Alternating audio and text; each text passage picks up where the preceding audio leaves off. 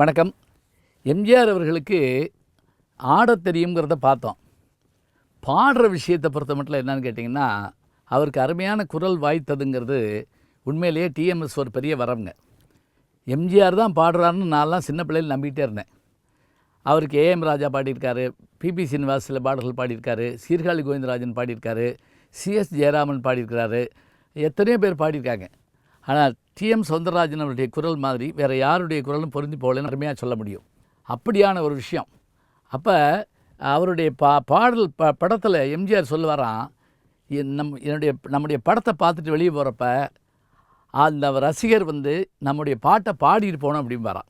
அப்போ என்ன அர்த்தம்? அவ்வளோ எளிமையாக இருக்கணும், அவ்வளோ இனிமையாக இருக்கணும், அவர் உற்சாகத்தோடு பாடுற தன்மை இருக்கணும். இது வேணும்.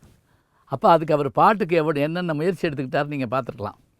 அதில் எல்லா கவிஞர்களும் எம்ஜிஆர்கிட்ட பாட்டு எழுதுகிறப்ப ஒரு வார்த்தை அதை அவரை சின்னவரை கேட்டுக்குங்க அப்படின்னு அந்த டைரக்டர் சொல்லுவாராம், தயாரிப்பாளர் சொல்லுவாராம், எம்ஜிஆர்கிட்ட போய் தான் வருமா பாட்டு. அந்த பாட்டை அவர் சரி பண்ணுறதுக்கு அவ்வளவு முயற்சி எடுத்துக்கிடுவாராம். வேற ஒன்றும் வேண்டாம். அடிமைப்பெண் எம்ஜிஆர் பிக்சர்ஸ் படம்.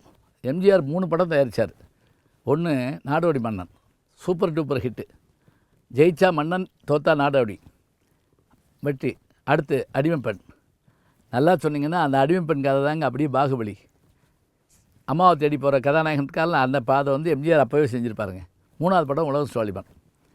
இந்த 3 படங்களில் அவர் பாட்டுக்கு எடுத்துக்கிட்ட முயற்சி பார்த்திங்கன்னா, நாடோடி மன்னன் படத்தில் படம் முடிஞ்ச பிறகு ஏதோ குறை இருக்குன்னாராம். என்ன அப்படின்னு, ஏற்கனவே 30,000 அடி எடுத்து 20,000 அடியாக சுருக்கியிருக்காங்க, 20,000 அடியாக சுருக்கியிருக்காங்க, அதாவது 20 ரீலாக சுருக்கியிருக்காங்க. என்ன குறைபாடுன்னு கேட்டாங்களாம். பட்டுக்கோட்டை பாட்டு வேணும் அப்படின்னாராம். எம்ஜிஆர் அவர்கள் கேட்ட ஒரு வார்த்தையை பாருங்கள், பட்டுக்கோட்டை பாட்டு வேணும். அப்போ அவரை கூப்பிட்டு கேட்டவுடனே, என்கிட்ட 2 பாட்டு கேட்குறீங்க, ஒன்று தான் இருக்குது, ஒன்று ஜனசக்திங்கிற இதழில் வந்த பாட்டு இருக்குது, தரலாமான்னு. சும்மா கொடுங்க, எந்த இடத்துல வைக்கிறதுன்னா. எம்ஜிஆர் பெரிய டைரக்டர், அவருக்கு தெரியாதா? பானுமதியை சொல்லுவார், வா அப்படியே ஊரை சுற்றி பார்த்துட்டு வருவோமா, அப்படின்னோடனே அந்தம்மா ஏறிக்கிட்டு மாட்டு வண்டியில் 2 பேரும் அப்படி வருவாங்க. டக்குன்னு பாட்டு வரும். சும்மா கிடந்து நிலத்தை கொத்தி சோம்பல் இல்லாமல் ஏறு நடத்தி கம்மாக்கரையை வசத்தி கட்டி கரும்பு கொள்ளையில் வாக்கியா வெட்டி சம்பா பயிரை பிடிங்கி நட்டு தகுந்த முறையில் தண்ணீர் விட்டு நெல் விளைஞ்சிருக்கு, வரப்பு உள்ளே மறைஞ்சிருக்கு, காடு விளைஞ்ச அந்த மச்சான் நமக்கு கைங்கால் தானே மிச்சம். இந்த பாட்டை சேர்த்துருப்பாருங்க. தூங்காதே தம்பி தூங்காதே, 2 பாட்டும் அந்த படத்துடைய பெரிய வெற்றிக்கு காரணம். மானத்தேடி மச்சா வர போகிறா, இதுவும் பட்டுக்கோட்டை பாட்டு தான். சரி இருக்கட்டும். இதில் இந்த அடிமைப்பெண் படத்தில் ரொம்ப நாள் கழித்து தாயை பார்க்க போகிறவன் தாயின் மீது கொண்ட பாசத்தோடு பாடணுங்கிறதுக்காக பாட்டு எழுதி சொல்லியிருக்காரு. ஆலங்குடி சோமு 10 தடவை எழுதிட்டு வந்திருக்காருங்க. 10 தடவை எம்ஜிஆர் அந்த பல்லவி சரியில்லைன்ட்டு இருந்திருக்காரு. அவர் அப்புறம் கடைசியாக சொன்னாரா, இந்த பாருங்க, இதுக்கு மேலே என்னால் எழுத முடியாது, என்னை விட்டுருங்க அப்படின்னு இருக்காரு. இல்லை பரவாயில்ல கொடுங்க, இப்போ போய் முயற்சி பண்ணிட்டு வாங்க அப்படி கொண்டு வந்த அந்த பாட்டு தான் அந்த தாய் இல்லாமல் நான் இல்லை. இந்த பாட்டு வெற்றி அடைஞ்ச உடனே எம்ஜிஆர் என்ன பண்ணார் தெரியுங்களா?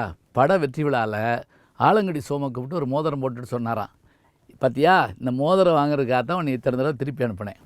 அப்போ பாருங்கள், ஒரு நல்ல பாட்டை உருவாக்குவதற்காக எம்ஜிஆருக்கு எத்தனை முயற்சி இருந்திருக்குன்னு பாருங்கள். இன்னும் ஒரு செய்தி சொல்லலாம்.